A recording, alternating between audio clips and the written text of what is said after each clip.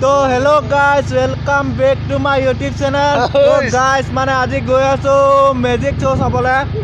মানে আমাৰ গাঁৱলীয়া ভাষাত কয় মানে কি